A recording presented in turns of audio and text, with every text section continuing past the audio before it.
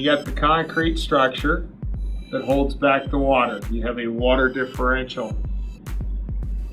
The water comes in the intake, sometimes commonly referred to as a penstock.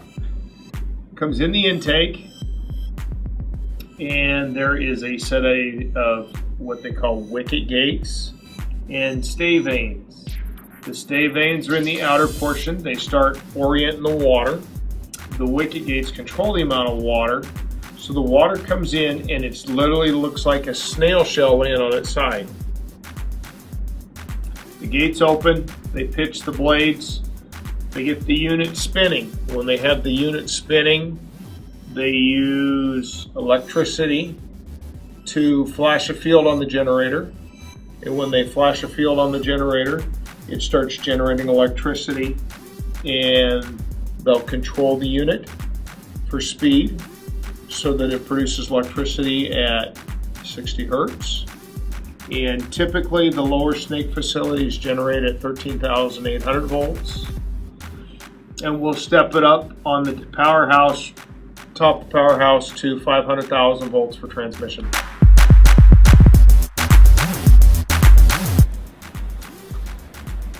Dams are important because of the benefits that they provide.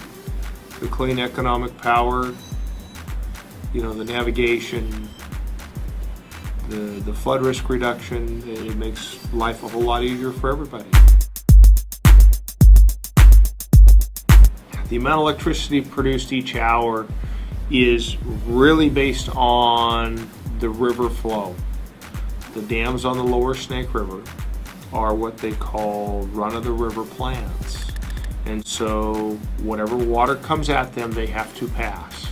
They are not a reservoir type dam. So when it comes to power generation, the average unit, like at Lower Monumental, they have 6 units. About 16,000 cubic feet of water per second will generate about 84 megawatts on one of the units. So minimum gen for the facility is probably 84 megawatts, and top end of the facility is 910 megawatts. But you gotta have the water to push the turbines to make that electricity. The little fish come into the intake of the unit, right into the penstock. Where this circle is, there's a detail. And so they have what they call an STS or an ESBS. So an STS is submerged traveling screen, and an ESBS is an extended length submerged bar screen. Depends on the facility to tell you what type of screen is in place. So the little fish come into the approach, they find this low pressure region created by the screen. The fish come up the gate well slot, and as they come up the gate well slot, there is an orifice. There's a light behind the orifice to guide the fish.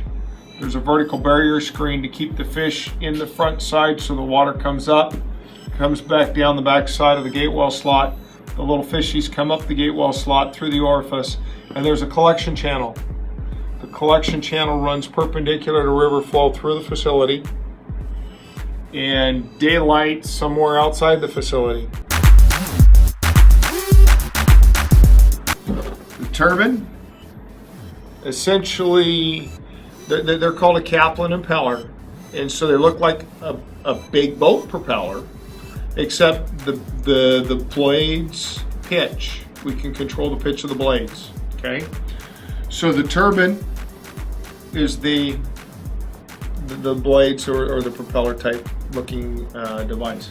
The generator, it sits up on top, and it is full of coils, and